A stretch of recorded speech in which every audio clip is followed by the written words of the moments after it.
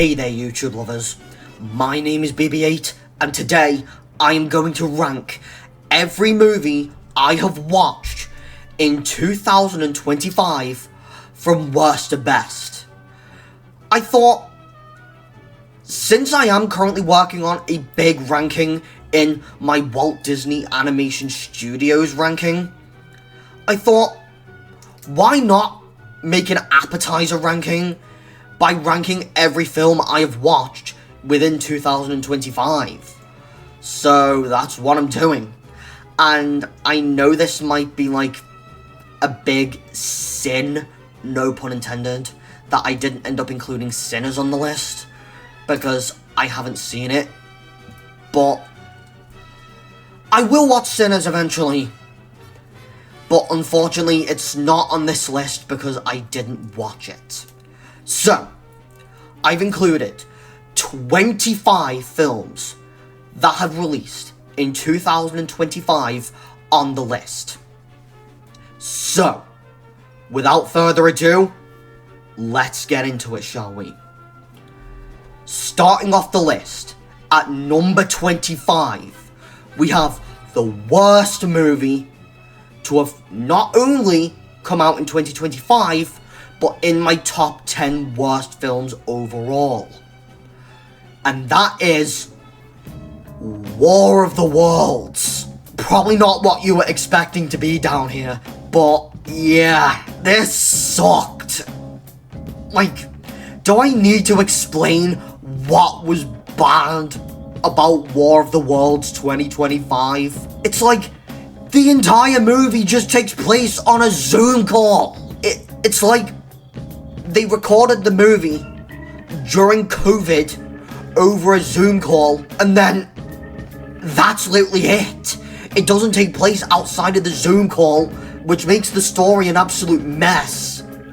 The acting is god-awful, and I don't even know what else to say about this. War of the Worlds. Don't watch it. It's very bad. And probably the last film anyone would expect to be at the bottom slot for 2025. Number 24, Sneaks. This one was hell to sit through. Okay, imagine if Toy Story sucked. Imagine a Toy Story was told with shoes, but it sucked. That's what this movie is. Toy Story with shoes, but if it sucked. It didn't have any originality or heart. The world building is awful and recycled. The animation looks horrendous with stiff, low frame rate movement within the characters. The lighting is just ugly and the visuals look more like a bad video game than a theatrical movie. Every character is hollow and unlikable. The voice acting is lifeless, despite the cast being stacked with musicians, and the soundtrack is out of place. By the time I got to the end of the film, there was nothing redeemable about it. Not the story, not the characters, not even the humor, nothing. Sneaks is easily a 1 out of 10 disaster, the worst animated film I've probably seen in years, and that proves that the studio, which by the way, this is the same studio that made Norman and North and Ozzy the Great Furscape, should have stopped making movies a long time ago. Because they clearly haven't put out anything good. So stop making movies while you're at it. And this film proves it. Number 23, Smurfs. The main thing that actually spares this film from being my least favourite animated film of the year is probably its animation and Henry Jackman's solid but not standout score. But beyond that, this overall film's a disaster. And before we get into the overall quality of the film, Smurfs 2025 has some of the laziest marketing I've seen in a film this year. It's just Rihanna is Smurfette! That's all it is! On every poster I walk past in public, that's all is said on the poster. Rihanna is Smurfette. They didn't bother to do anything creative with it. And now for the overall quality of the film, it rehashes the same Smurf that doesn't fit in story from past entries, while it tries its hardest to be trolls in that twist as well.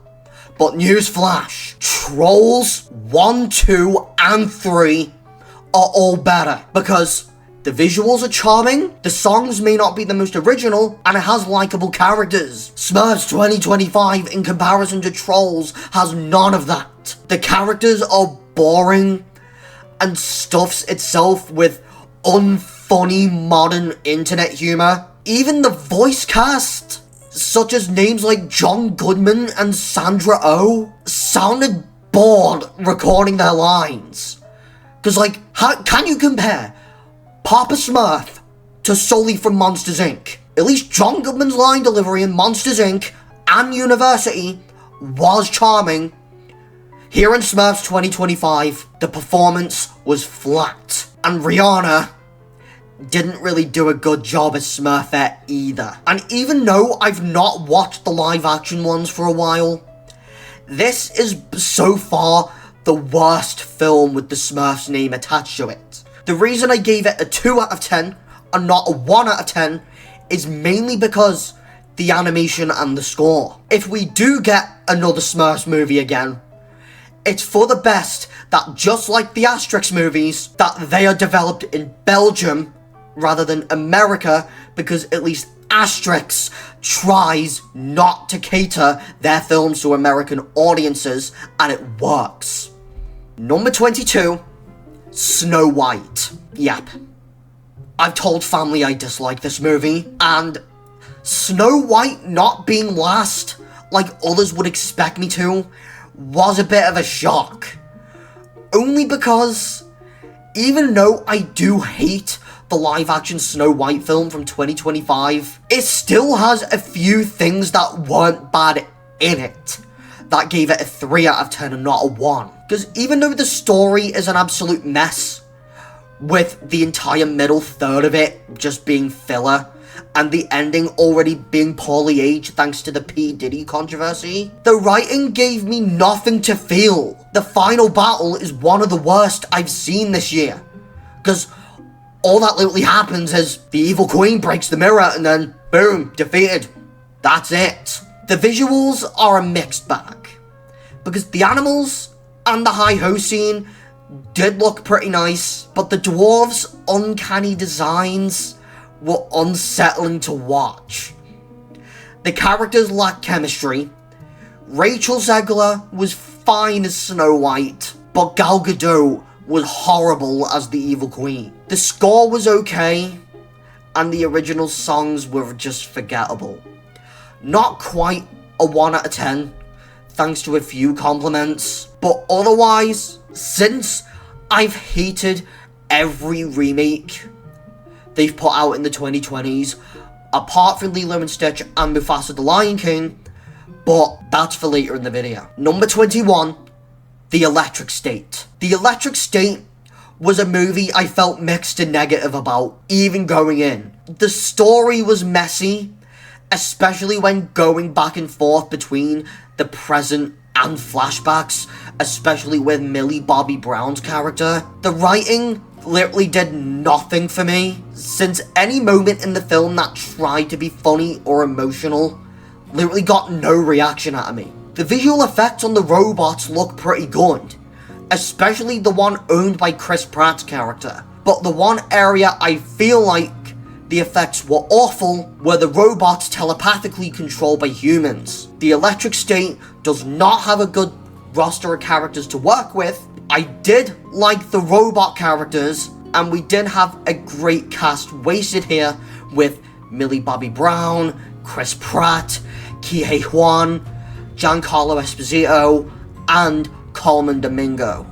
Why use a great cast on a bad script like this? The soundtrack is generic and doesn't even feel like a score that would come from Alan Silvestri, since the score doesn't have the same energy as the ones seen in Avengers Infinity War or Endgame. And this might be the most controversial take on the Electric State, but it's not offensively bad. It's still a bad movie, but not offensively bad. And now we're jumping into the more okay movies with number 20, Jurassic World Rebirth. I wasn't planning on watching Rebirth in theaters originally, but I did have some time to spare, so I ended up giving it a shot, and it turned out to actually be okay. Yes, Jurassic World Rebirth has issues with its pacing, with too much focus going to the human team before they even get to the island, though the writing is definitely an improvement through Fallen Kingdom and Dominion, which I did watch for the first time over the summer, and I didn't like either of them. The visuals and the action sequences in this were actually pretty good, and actually make this more entertaining to watch than Fallen Kingdom and Dominion. Scarlett Johansson, Mahershala Ali, and Jonathan Bailey all give solid performances to their respective characters, but as functional characters don't work very well. And the side family plot only worked for me when Dolores, the baby's Triceratops, was around. Alexandra Desplat's score was not as strong as Michael Giacchino's score, but it still works. Not great, not bad, just fine. It's still entertaining, but at the end of the day, Jurassic World 1 is better.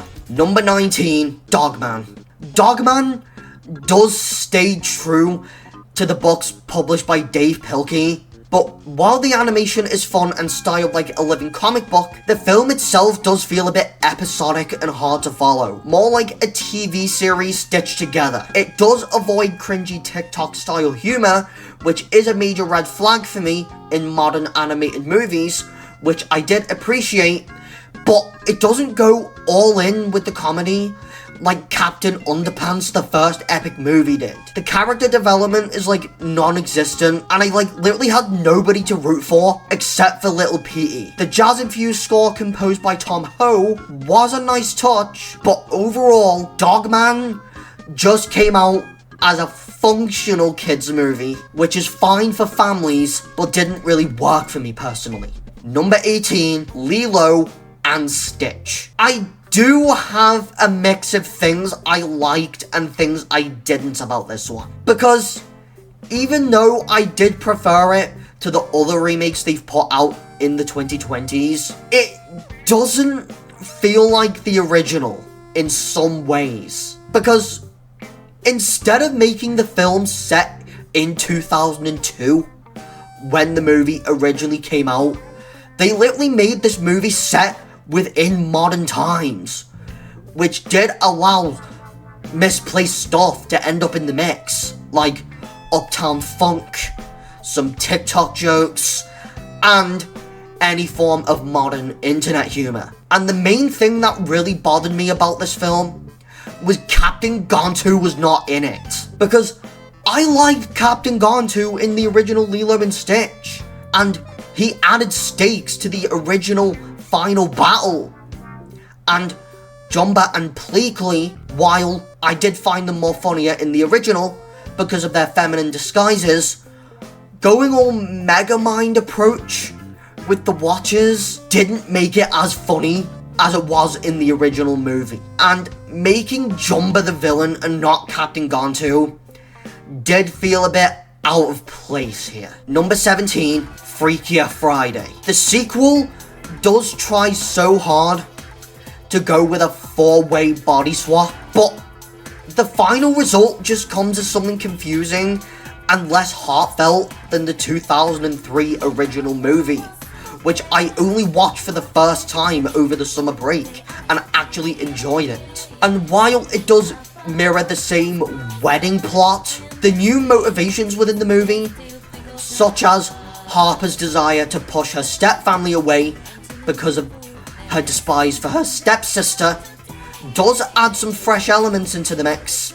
And there are some fun elements to watch in here as well, such as the cake sale food fight and the joyride, but the film does rely too heavily on modern jokes, like AirPods, Starbucks, and anything Gen Z, and tired old people gags. which is not typically the thing I want to see in a movie.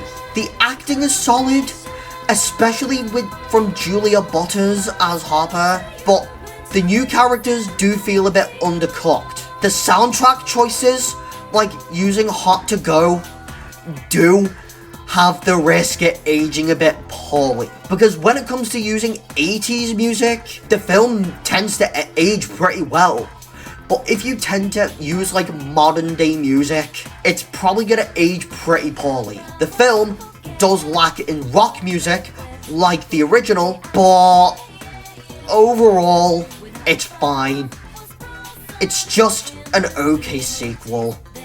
Not bad, not great, just okay. Number 16, Captain America Brave New World. Going into Brave New World, I was expecting this to be a 5 out of 10 movie, but I actually ended up enjoying it a bit more than I expected to. It's not great, it's not bad, it's just fine. I did like the whodunit angle, even though the green guy pushing Ross to reveal his true colors didn't make the plot feel predictable. And the saving the Red Hulk transformation for the end does feel like they pulled off a Ghostbusters Frozen Empire. Like they advertised Red Hulk like he's gonna be throughout the movie, but he only appears at the end. Like how Frozen Empire saved freezing New York until the end of the movie. Most of the action, especially the non-gunfights, such as Sam using his wings, were well choreographed. And the visual effects on Red Hulk are decent, with Sam and Joaquin having a solid dynamic, and Ross was built up fairly well, but maybe too heavily. And this movie felt overstuffed with Hulk villains. And overall, I'm giving the movie a 6 out of 10. Like, it's probably my least favorite MCU release of 2025, and probably my least favorite Captain America film, but it's still an alright film even though it feels more like a Hulk film. Number 15, Anaconda. While not my favorite film of the year, Anaconda was still an entertaining, dumb, fun movie. Because if you're into stuff like Icing Sugar Bear from 2023, this will definitely be a fun film to watch. There isn't a lot I can say about the story, but it did serve as a fun horror comedy commentary if making a movie, with loads of moments to jump at and laugh at. Even if the film does falter in the pacing department, the visual effects, while not heavy on them, the snake did look good visually. While Anaconda is not the most deep with its characters, Jack Black and Paul Rudd were still fun to watch, with great chemistry as well. The score, while not my favourite film score of the year, it's still a good score that fits the setting of the Amazon quite well. Anaconda's not a masterpiece, but it's still a fun and entertaining movie to watch nonetheless. Number 14, a Minecraft movie. This probably might has to be the best experience in the theaters I've had this year. Not the best movie, but the best overall experience. Because I literally had a good audience with this as well. Because like, everyone was quoting Flint and Steel, gonna push it over with this water bucket release, Chicken Jockey, The Nether. It was wild. But the overall quality of the movie, I think the CGI does stay true to the Minecraft games, but my main issue is that the live action characters don't really blend in with the environments that well. The characters aren't the best written, with Henry surprisingly relatable, but other than that, the Minecraft movie is just another dumb fun film like Anaconda is. And even though I didn't enjoy it as much as I did Sonic Movie 3, I do praise the Minecraft movie for staying true to the games with its visuals and the set design. Number 13, Tron Ares. Tron Ares, while it's not my favourite film of the year, it was actually more enjoyable than I thought it was going to be going into it. The story is a bit generic, since I've seen the On the Run plot multiple times, but the world building from Tron is what mainly saved it from being badly executed. The writing was not bad, since the world building in Tron was satisfying to watch. The visuals are stellar, especially the 80s area, which may look choppy on pen and paper, but the reason and purpose is what spares it from being bad CGI for me. The pacing was almost spot on, but what held it back was how slow the first act was for me. And the intro was well edited as well. The characters I didn't find interesting apart from Greta Lee's character and the villain portrayed by Evan Peters, which started to get interesting towards the end of the movie, and Tron Ares did bring in some decent performances, with my standouts being Lee Peters and Jeff Bridges, who apparently doesn't feel like a nostalgia hook here, because his inclusion in Tron Ares doesn't really feel forced. But the performance from Jared Leto, on the other hand, didn't bring in an awful lot of energy, thanks to the lifeless line delivery he had provided for the film. I don't agree with Jared Leto's actions in real life, but that didn't really influence the movie's quality. The best part of the movie definitely has to be its score, composed by Nine Inch Nails, which has to be my favourite film score of 2025, besides the Fantastic Four First Steps. Even though it's not my favourite film of 2025, going into Tron Ares, I didn't have high expectations at all, but after watching it, I don't know what the critics were saying about this movie, but I actually really did enjoy myself with this one. Number 12, Avatar: Fire and Ash. As a movie, Fire and Ash did have a lot of things I liked about it and a lot of things I didn't. I did appreciate the addition of the Ash Navi, which did expand Pandora's world building, but some of the story decisions, such as reviving a human character as a human Navi hybrid, and separating the Navi children from the main cast, did make the overall plot hard to follow sometimes. While I was hoping for the final battle to take place in a volcano, the stakes were still high, despite the narrative being slightly confusing.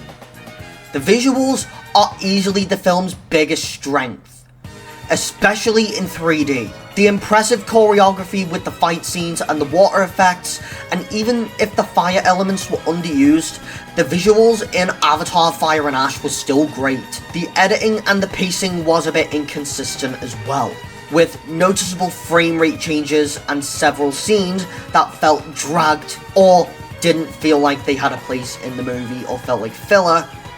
The characters were enjoyable enough, even though the Fire Navi didn't get enough time on the screen to justify the title. The score was another standout to me, thanks to its instrumentation and vocals, which does make it another favourite score of mine this year. And while Avatar: Fire and Ash did have its strengths within the visuals and the score, to be honest, Avatar: Fire and Ash felt more like The Way of Water Part 2 to me, making it a little bit disappointing.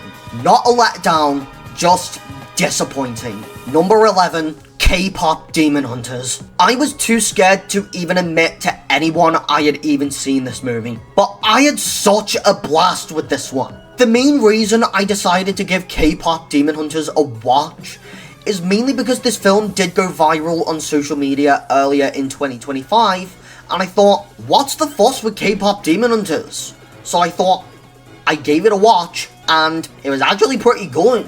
The story isn't the most original, since it does go into the familiar liar reveal trope, but the arcs of Rumi and Jinu do give the arc enough weight to stand out. And the climax with Huntrix reuniting is packed with energy, music, and colour. The animation is gorgeous, full of Spider-Verse inspired flair, vibrant fight choreography, expressive character designs, and stylish concert sequences. The humour works well through the character expressions. Even if not all the characters feel equally developed, Rumi is easily the best character in it, but Mira and Zoe still stand out for the humour. The songs are also a big win for me, because the soundtrack is one I actually have come back to regularly.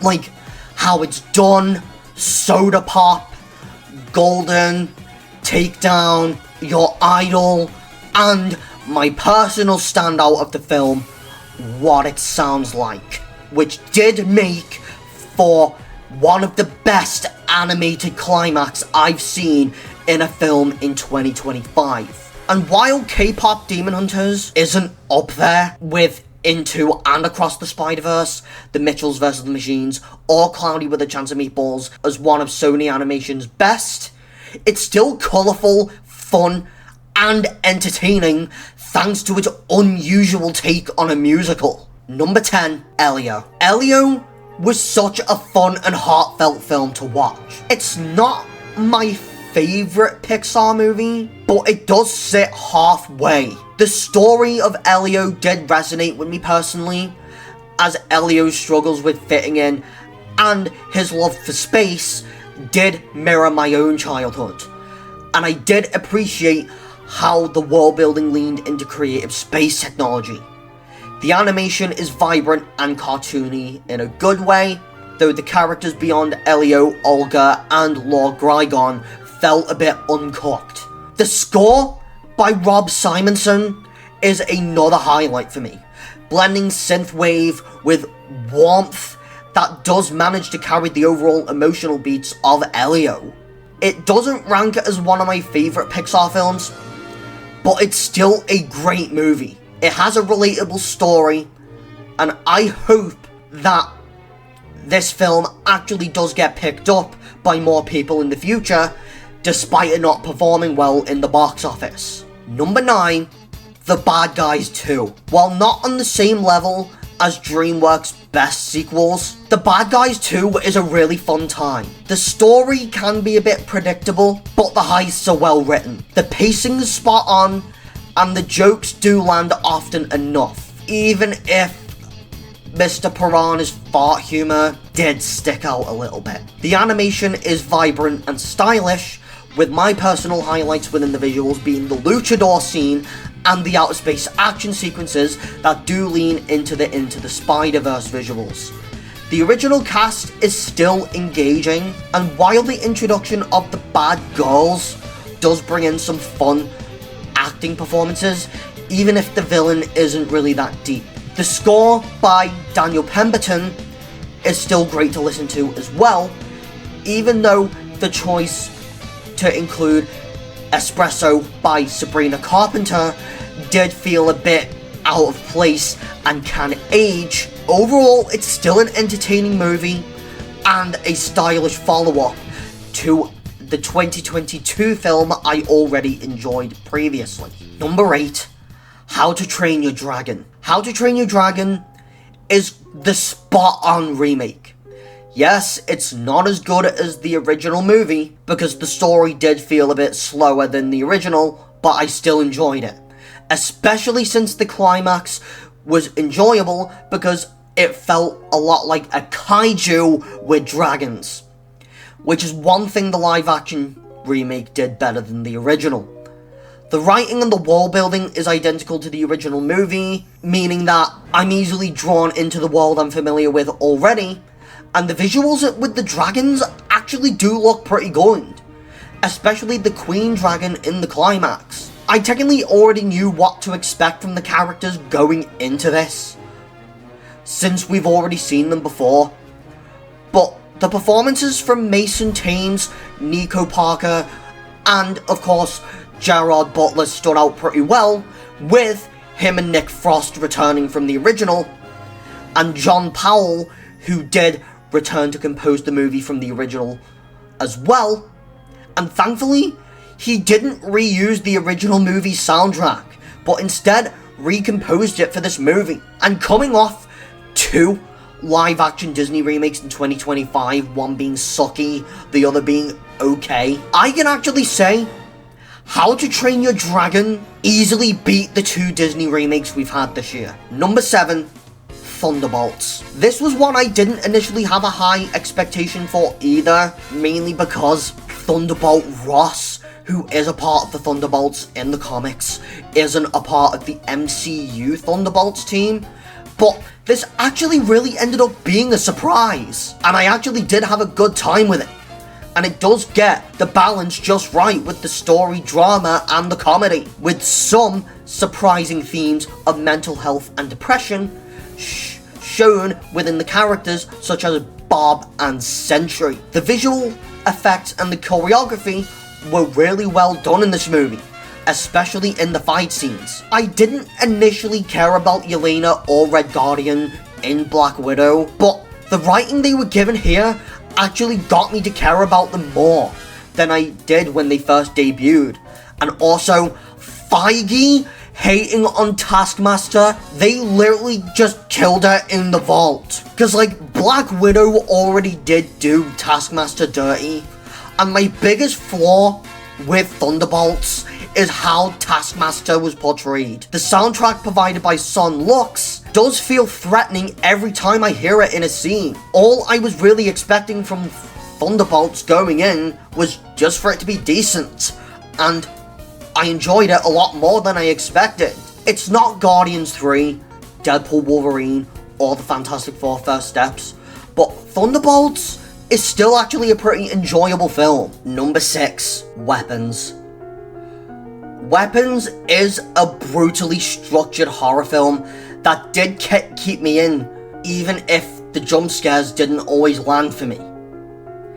It is told in individual segments told from different perspectives, and the story does slowly reveal its puzzle of this aunt brainwashing the missing kids in a way that does feel unpredictable and rewarding in the end. The horror does rely on jump scares and gory kills, but not all of them technically landed for me. But the atmosphere of the movie was still strong throughout. Justine, played by Julia Gardner, and Alex's manipulated arc were probably the most compelling characters in the film. And I think my biggest flaw with Weapons is not every storyline was resolved clearly. It had great cinematography, and it was brutal, with a well-crafted score to complement the film as well. Zach Cregger did deliver a horror film that stood out, even if it didn't quite make it as my favourite of the year. Number 5, Formula 1 the movie. I didn't get to see it until like August, but I did have a lot of people tell me that Formula 1's a good movie, you need to go and watch it. Have you not seen Formula 1 yet? It's brilliant. That's what people have been telling me. But luckily, I did manage to catch a screening of Formula 1 before it left theatres, and I was blown away with this film.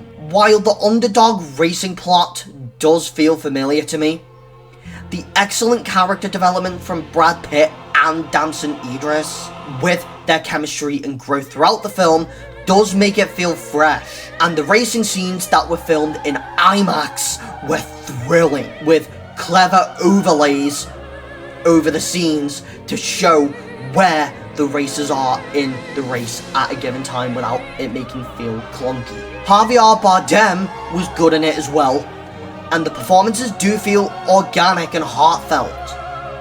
Hans Zimmer's score is probably a standout to me of the year, which I think we can already agree.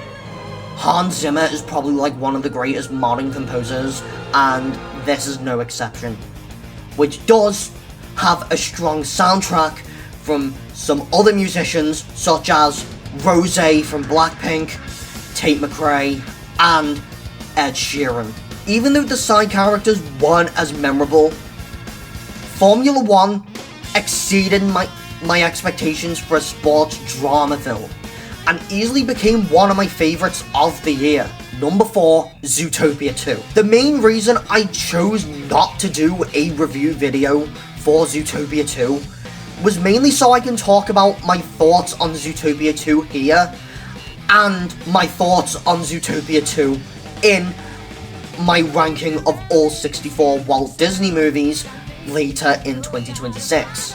But Zootopia 2 does follow the familiar fugitive on the run story, but its execution does make for a well-structured mystery involving Nick and Judy, trying to uncover the truth about a reptile civilization that was banished from Zootopia a century ago. The writing in Zootopia 2 is some of the strongest in Disney animation since Encanto, with a lot of the jokes that did consistently land with me, especially with an audience that was engaged in the movie as well. And the world building does expand on the city through places like Marsh Market and Reptile Ravine. The animation is excellent, particularly in how it brings the reptiles to life with clever visual gags, and the film makes fun and creative use of its new animal cast as well. The pacing can be like my only issue with Zootopia 2, but since it does stretch after Nick and Judy get separated at honeymoon launch, since it does drag a bit before its lengthy climax. But still, the characters in it are still fun to watch as well, with Nick and Judy having stronger chemistry, the newcomers like Gary the Snake and Nibbles Maple Stick adding more charm to the movie as well. The Lynchly family do make for some solid, better motivated villains compared to their more recent antagonists like King Magnifico in Disney's Wish and Nalo in Moana 2. I don't consider Namari from Raya and the Last Dragon to be a villain, because she does redeem herself in the end, but the Lynchly family are probably the best written villains of the 2020s so far from Disney. And the returning characters, such as Chief Bogo and Benjamin Clawhauser, are still fun to watch as well. The voice acting is still strong, particularly in Kihei Huan and Fortune Feimster, while also complementing well with Michael Giacchino's score, which does bring in a blend of country and zen with Gary the Snake's theme. And Shakira's new song, Zoo, I got stuck in my head before the film even came out. And overall, Zootopia 2 does prove that the original was well suited for a sequel. And it is a film that proves that it's not that Disney making sequels is a bad thing, it's that they're choosing films that are not suited for sequels to give the sequel treatment. And this is the third great film from Walt Disney Animation Studios in the 2020s, after Raya and the Last Dragon and Encanto, which does make me want to see more of the Zootopia world now after watching Zootopia 2. Number 3 and 2, we have a two-way tie between the Fantastic Four First Steps and Superman.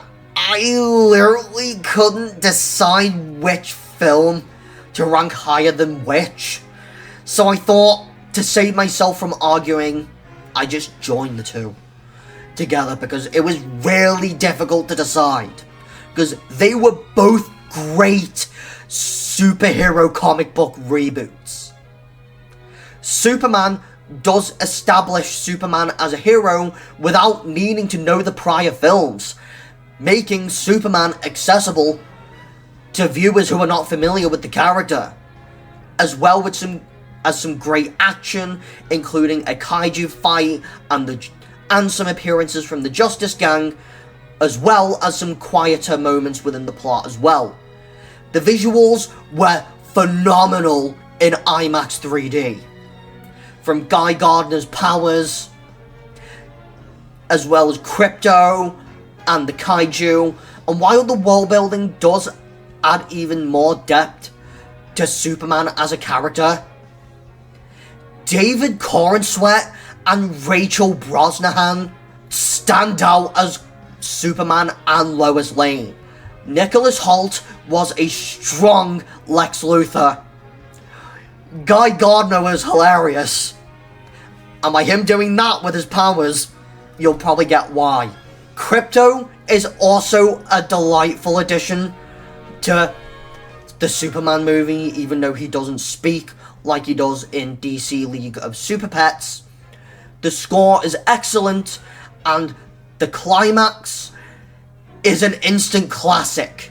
And as the kickoff of the DCU, Superman does prove that James Gunn understands DC and the Superman source material.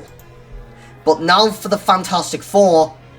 While the plot of Galactus does feel a bit familiar, its execution and well-written drama makes up for it. Especially since it's hard to predict how things would play out. Because, like, before going into Fantastic Four First Steps, I had a lot of thoughts going on, like, how are the Fantastic Four going to be Galactus? And I think they handled it pretty well. The world building's creative, with the mix of retrofuturism and 1960s architecture, do make this version of New York appealing to watch. The mix of practical effects and action choreography is phenomenal, and the Fantastic Four themselves all feel equally important, with Sue Storm standing out as the most compelling, since I rooted out for her the most because she had a baby on the way, and because of how motherly they portrayed Sue Storm in the movie.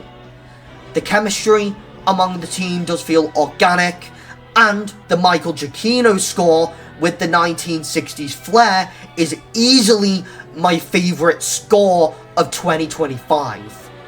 And you can literally tell that I literally come back to it regularly. The score is brilliant. In short, this is not just the best Fantastic Four film, but it's one of my favourite films of the year, and my second favourite entry of the MCU's multiverse saga, behind Guardians of the Galaxy Volume 3. But you're all here for one question. If neither Superman or Fantastic Four made it to the top of the list, then what film's number one then? Well, Superman and Fantastic Four First Steps both tie as the best American films of the year. My favourite film of 2025 is not from America, apparently. It's Japanese. And that is, of course, Demon Slayer the movie, Infinity Castle. The one film no one would suspect I would put on top of the list. Because I'm always open to going to watch anime films in the cinemas when they come around, and I thought Infinity Castle might actually give me the chance to watch an anime film in the cinemas, and that's what I did. I went to watch Infinity Castle with no prior Demon Slayer knowledge and hadn't seen any Demon Slayer movie prior, and still ended up coming out of this film really enjoying it. Yes, this is the longest animated film I have seen in a theatre, and somehow the pacing wasn't really dragged down for me. And even someone who is completely new to Demon Slayer, I found it really easy to understand, and how the world worked. And the emotional moments of the film hit hard. The animation is mind-bending, thanks to the Infinity Castle, and the choreography, making for some really satisfying fight scenes. The voice acting in the film is organic, and works very well with the different moments throughout the film. The score was phenomenal, mixing Japanese instruments, rock themes, and emotional beats, making this another favourite film score of 2025. Tanjiro was the easiest to root for throughout the whole film, and even though his partner Nezuko barely got any screen time in it, the film still has a strong cast of characters that carry the film. And while not a comedy, the writing was heartfelt and serious in execution, which does make this a powerful animated movie. Demon Slayer the movie, Infinity Castle, is a stunning and action-packed experience that does prove that someone who doesn't have any prior knowledge with Demon Slayer can still come out really enjoying it. And as the first ever anime I ever watched in a cinema, it stood out pretty well. So guys, what did you think of my ranking of every film I have watched in 2025? And I want to hear from you. How would you rank the films that you've seen in 2025? So, don't forget to subscribe to my channel, like this video, and turn your notification bell on so you don't miss another video like this one in the future. And I will see you all in a future video. BB8 out.